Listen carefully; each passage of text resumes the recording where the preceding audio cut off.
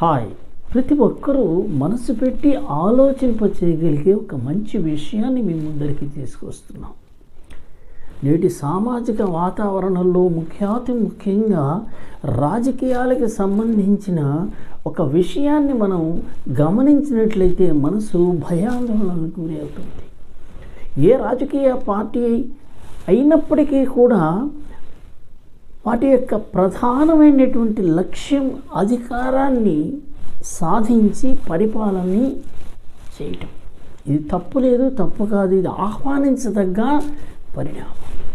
కానీ ముఖ్యంగా అధికారంలోకి వచ్చే ముందర చేసేటువంటి ప్రసంగాలు అత్యంత కీలకంగా ప్రతి మనసును కూడా తట్టి లేపేటువంటి అవకాశాలు ఉంటాయి. అందుకని ఏ సందర్భంలో అయినా ఏ రాజకీయ పార్టీకి సంబంధించినటువంటి నాయకులైనా ప్రసంగం చేసేటప్పుడు తమ ప్రసంగం సమాజానికి హితంగా ఉండాలే తప్ప సమాజానికి హానికరంగా ఉండరాదు అనేది ఒక ప్రజాస్వామికమైనటువంటి నైతిక విలువ. ముఖ్యంగా ఈ మధ్యకాలంలో ఒక విషయానికి సంబంధించి వింటున్నా, చదువుతున్నా, చూస్తున్నా మనసు భయాందోళనకు గురవుతోంది. మన ఈ నేటి సమాజం ఏ దిశ నుంచి ఏ దిశగా ప్రయాణించబోతోంది అనేటువంటి ఒక విషయంలో ముఖ్యంగా మద్యం, లిక్కర్కి సంబంధించిన కొన్ని ప్రసంగాలు వింటున్నప్పుడు మనసు బరువుగా, బాధగా మారిపోతుంది. ఇక్కడ ప్రధానంగా మద్యానికి సంబంధించి ఒక విషయాన్ని ప్రతి ఒక్కరూ కూడా గమనించాల్సినటువంటి అవసరం ఎంతైనా ఉంది. ఒక కుటుంబంలో కొడుకు తాగి వచ్చినటువంటి ప్రతి సందర్భంలో తల్లి ఆనందంతో హర్షాతిరేకాలు వ్యక్తం చేయదు. మనసు బాధతో బరువుగా కుంగిపోతుంది. ఏమిట్రా నా ఈ కొడుకు ఈ విధమైనటువంటి అలవాట్లకి లోనవుతున్నాడు. అదే సందర్భంలో ఇంకొక కుటుంబంలో ఒక సోదరి కావచ్చు, తన యొక్క సోదరుడి యొక్క పరిస్థితిని గమనించి అదే సందర్భంలో ఇంకొక అడుగులో చెప్పాలి అని అంటే ఒక ఇంటి ఇల్లాలు తాగొచ్చినటువంటి భర్తని మనస్ఫూర్తిగా ఆహ్వానించలేదు. ఏమిట్రా నా ఈ సంసారం ఏం కావాలి, నా భర్త ఈ వ్యసనానికి బానిసైతే ఈ కుటుంబం భవిష్యత్తులో ఏ విధంగా ఎదిగేటువంటి అవకాశం ఉంటుంది అని. ఇది ఒక కుటుంబానికి సంబంధించి, ఒక వ్యక్తికి సంబంధించింది కాదు, కోట్లాది మంది ప్రజలకి సంబంధించినటువంటి ఒక విషయం. Smoking is injurious to health. ప్రతి సిగరెట్ ప్యాకెట్ కింద రాస్తారు మద్యపానం హానికరం అని. ప్రతి బాటిల్ మీద కూడా మనం చదువుతూనే ఉంటాం. అంటే ఇది సమాజానికి హితం కాదు, సమాజానికి హాని అనేటువంటి ఉద్దేశంతో ప్రకటించినటువంటి విషయం. ముఖ్యంగా నేటి ఈ సమాజానికి సంబంధించిన ఒక విషయాన్ని మనం గమనించినట్లయితే మద్యం మహమ్మారికి కోట్లాది మంది ప్రజలు సమిధంలాగా రాలిపోతున్నారు. ఆర్థికంగా కూడా ఛిద్రమైతే కావటం కాకుండా తమ సంసారాలకు సంబంధించినటువంటి సౌకర్యాలను కూడా చేజేతుల నాశనం చేసుకుంటున్నటువంటి విషయం మన కళ్ళ ముందున్న ఒక వాస్తవం. అటువంటి ఈ సందర్భాల్లో కొన్ని రాజకీయ పార్టీల యొక్క విషయాన్ని విన్నప్పుడల్లా ఈ మద్యానికి సంబంధించి మనసు భయాందోళనకు గురవుతుంది. సరసమైన ధరలకి నాణ్యమైనటువంటి మందు, అనేకమైనటువంటి నాణ్యమైనటువంటి బ్రాండ్స్తో మేము వస్తే అనేటువంటి ఒక మాట ఎంత బాధాకరమైన విషయం. ఏ తల్లి అయినా ఏ తండ్రి అయినా ఈ విషయాన్ని ఆమోదించే పరిస్థితిలో ఉంటుందా? ఒక సంక్షేమానికి సంబంధించిన ఎన్నెన్నో పథకాలని ప్రవేశపెట్టి ప్రజల్ని ఆకర్షించడంలో ఏమీ తప్పు లేదు. కానీ మద్యానికి సంబంధించినటువంటి ఇటువంటి మాటలు ఎంతవరకు సబబు? ఎన్నెన్నో సంక్షేమాలు ఉంటాయి. ఒక నిరుద్యోగ వృత్తి కావచ్చు, ఒక రక్షిత నీటి జలాలకు సంబంధించి కావచ్చు, లేకపోతే కరెంటుకు సంబంధించి కావచ్చు, లేకపోతే ఉద్యోగాలకు సంబంధించి కావచ్చు, వైద్యానికి సంబంధించి కావచ్చు, విద్యకు సంబంధించింది కావచ్చు, ఇలా ఎన్నెన్నో సంక్షేమ పథకాలతో సమాజ శ్రేయస్సుకి, సామాజిక సమతుల్యతకి దోహదపడే విధంగా రాజకీయ పార్టీలు ప్రకటించడంలో తప్పులేదు. మద్యం ఏమిటండి?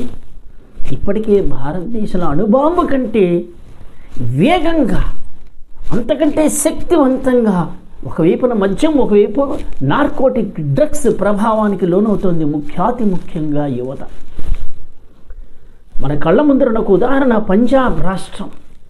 80% పైగా యువత మందు బారిలకి పడి జీవితాన్ని సర్వనాశనం చేసుకుంటున్నారు. ఇవాళ రేపట్లో మనం చూస్తూనే ఉన్నాం. మద్యానికి సంబంధించినవి కాదండి, అనేకమైనటువంటి మందుల బారికి యువత ఆకర్షించబడుతోంది. సున్నిత మనస్కులండి ఎవరు? యువత. ఆవేశం తప్ప ఆలోచనతో అడుగులు వేసేటువంటి అవకాశాలు లేవు. ఆకర్షణకే లోనయ్యేటువంటి పరిస్థితుల్లో ఎంతో విఘ్నతతో కూడినటువంటి రాజకీయ పార్టీలు కొన్ని విషయాలు మాట్లాడేటప్పుడు నేటి తరం భవిష్యత్ తరానికి వారసైన యువతను కూడా దృష్టిలో ఉంచుకోవాల్సినటువంటి అవసరం ఎంతైనా ఉన్నది. మన భారతదేశం మొత్తంలో మనం గమనించినట్లయితే కొన్ని రాష్ట్రాలు, మిజోరాం కావచ్చు, గుజరాత్ కావచ్చు, బీహార్ కావచ్చు, నాగాలాండ్, కొన్ని రాష్ట్రాల్లో మద్యపాన నిషేధం అనేది అమల్లో ఉన్నప్పటికీ కూడా అన్ని రాష్ట్రాల్లో మద్యపాన నిషేధం అనేది సాక్ష్యాలకి దూరంగానే నడుస్తోంది. దానికి ప్రధానమైన కారణం మద్యం అమ్మకం ద్వారా వచ్చేటువంటి రెవెన్యూ ఒక ప్రధానమైనటువంటి భాగంగా, ప్రధానమైనటువంటి ఆదాయ వనరుగా ప్రతి ప్రభుత్వానికి మారింది. కేంద్ర ప్రభుత్వ నేతృత్వంలో విడతల వారీగా నియంత్రణ లేకపోతే నిషేధం అనేది జరగాలి తప్ప ఏదో ఒక రాష్ట్రమో లేకపోతే 2 రాష్ట్రాల్లో ఈ మద్యపానానికి సంబంధించిన నియంత్రణలు పనిచేసేటువంటి అవకాశాలు లేవని ప్రతి సామాజిక శ్రేయోభిలాషి అనుకుంటూనే ఉన్నారు. కానీ ఇటువంటి దశలలో సాక్ష్యమనే దొరకు ప్రజల్ని ఇతరత్ర వ్యాపకాల్లో, ఇతరత్ర మార్గాల్లో ప్రయాణింపజేసి వాళ్ళ యొక్క శ్రేయస్సు కోరాలను అనుకోవటంలో ప్రధానమైనటువంటి పాత్ర వహించాలి తప్ప మద్యం అనేది ఎప్పుడూ కూడానండి ఉల్లాసము కాదు, ఉత్సాహం కాదు, ఆనందము కాదు. రకరకాల ఉత్సాహాలకి, రకరకాల ఉల్లాసాలకి అనేకమైనటువంటి మార్గాలు ఉన్నాయి. మద్యమే ప్రత్యామ్నాయం కాదు. విఘ్నత కలిగినటువంటి ప్రతి రాజకీయ నాయకుడికి మా వినమ్ర విజ్ఞప్తి, నేటి ఈ మన యువతరాన్ని కాపాడండి. ప్రలోభాలకి దయచేసి లొంగించేటువంటి ప్రయత్నాలు జరపకూడదు. ఇవాళ రేపట్లో మనం గమనించినట్లయితే అనేకమైనటువంటి అత్యాచారాలకు సంబంధించి మత్తు ఒక ప్రధానమైనటువంటి పాత్ర వహిస్తోంది. ఇంటికి సంబంధించిన గృహ హింసలు కావచ్చు, ఆడపిల్లలకు సంబంధించిన అత్యాచారాలు కావచ్చు. అదే సందర్భంలో అనేకమైనటువంటి ఆవేశాల్లో జరుగుతున్నటువంటి హత్యలు కావచ్చు. ఇవాళ రేపట్లో చూస్తున్నాం, యువత 18 సంవత్సరాలు దాటిన వాళ్ళు ఒకటైతే 18 సంవత్సరాల లోపల ఉన్న మైనర్లు కూడా ఈ మద్యం మత్తుకి బానిసై అనేకమైనటువంటి అఘాయిత్యాలని ఆడపిల్లల మీద చేస్తున్నాడనే విషయం కొల్లలుగా మనం చదువుతున్నాం, వింటున్నాం, చూస్తున్నాం. ఇది ఒక వాస్తవ చిత్రం. ఏ హింసలో అయినా సరే మద్యం ప్రధాన పాత్ర అనేది సామాజిక శ్రేయోభిలాషులే కాదు, గవర్నమెంట్కి సంబంధించిన అనేకమైనటువంటి గణనాలు మనకి తెలియచేస్తున్నాయి. ఇటువంటి సందర్భాల్లో విఘ్నత కలిగినటువంటి ప్రతి రాజకీయ నాయకుడు, విఘ్నత కలిగినటువంటి ప్రతి రాజకీయ పెద్ద ఇటువంటి ప్రకటనలు ఇచ్చేటప్పుడు మన కళ్ళ ముందర ఉన్న మన ఈ యువత యొక్క శ్రేయస్సు కోసం పాటుపడాల్సినటువంటి అవసరం ఎంతైనా ఉన్నది. కొన్ని సందర్భాల్లో రాజకీయాలకు సంబంధించినటువంటి అల్లర్లలో ఎక్కువగా యువత బలైపోతూ ఉన్నారు. అదే సందర్భంలో బలైనటువంటి సందర్భాలతో పాటుగా అన్వేషణలో ఈ అల్లర్లకు కారణాలుగా ఆ చుట్టుపక్కల ప్రాంతాల్లో మద్యం సీసాలు, బీర్ బాటిల్స్ కూడా కనిపిస్తున్నాయి అనేటువంటిది వార్తలకి లెక్కే లేదు. ఇది ఈనాటి పరిస్థితిలో ఉన్నటువంటి మద్యానికి సంబంధించిన విషయం. ఒక సున్నిత మనస్కులైనటువంటి యువత నేటి సమాజానికి, భవిష్యత్తు సమాజానికి వారసులైనటువంటి మన ఈనాటి ఈ యువతని కాపాడవలసినటువంటి బాధ్యత ప్రతి రాజకీయ పార్టీ పెద్దల ముందర ఉందనేది ఒక వాస్తవాన్ని మీ ముందరికి తెలియచేస్తూ చౌకగా నాణ్యమైనటువంటి ఎన్నెన్నో మనిషికి అవసరమైన సంక్షేమాల్ని అందజేసేటువంటి ప్రయత్నం ఎప్పుడు కూడా సామాజిక శ్రేయస్సు, సామాజిక సమతుల్యత, సామాజిక ఆరోగ్యానికి దారితీస్తుందనేటువంటి అభిప్రాయాన్ని వ్యక్తపరుస్తూ మీ ముందరికి ఈ వీడియో లైక్ చేయండి, షేర్ చేయండి. మంచి అభిప్రాయాలను మాకు తెలియచేస్తూ మరిన్ని మంచి వీడియోల కోసం అమరోజ్ తెలుగు టీవీ ఛానల్ని సబ్స్క్రైబ్ చేయండి. నమస్కారాలతో Amarnath Jagarlapudi, counselling psychologist, corporate trainer.